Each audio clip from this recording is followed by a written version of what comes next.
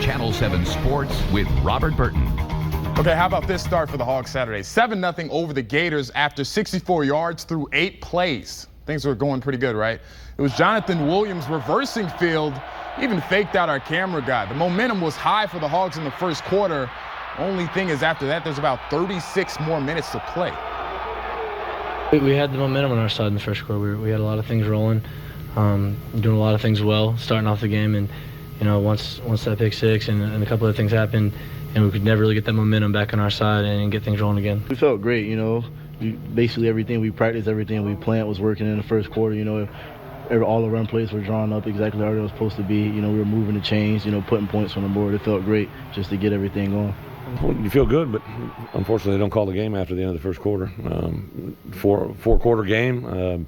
Our kids are in them. They're fighting. They're competing. Someday we're going to get over that mountain. But until that point, we just got to keep playing a little bit cleaner. On the defensive side, 2 big killers in this one. First one was 30 seconds before the end of the first half. Solomon Patton hit a curl, and that turned into a 51-yard touchdown catch.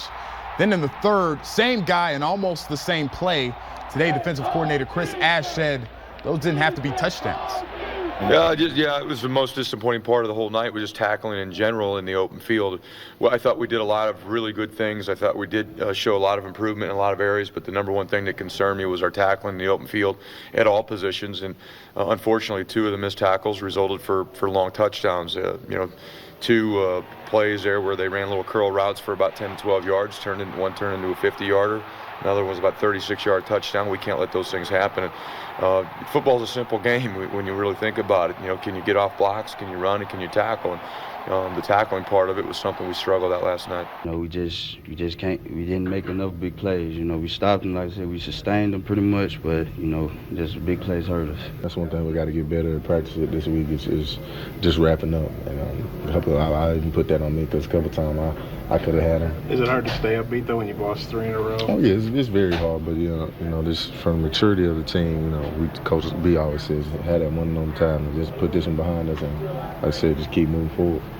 Next up, South Carolina right here on KTV. Game time 11:30. The UCA Bears said goodbye to that Red Beans and Rice Bowl trophy after a 59-28 loss to McNeese State Saturday.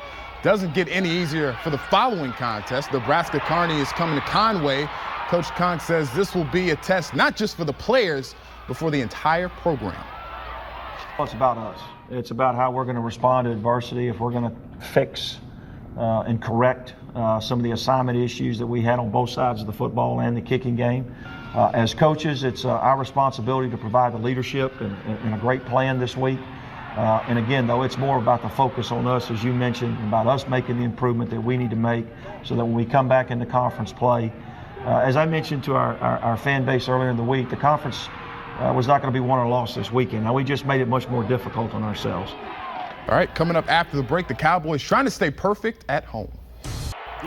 Cowboys are 2-0 at home this season, trying to stay that way against Peyton Manning and the Broncos. Second quarter, Manning would tiptoe his way into the end zone. Broncos up 28-17. Cowboys strike back. Romo with the toss to Cole Beasley. Cowboys up 48-41, just over 7 to go in the fourth. Then Dallas would have a chance to get the go-ahead, but the Broncos would go ahead and intercept Romo's pass. Jerry, no likey.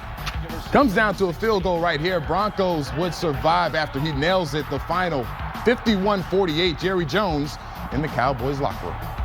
You'll probably see about the quietest dressing room that I've ever been involved in. I'm so proud of these guys.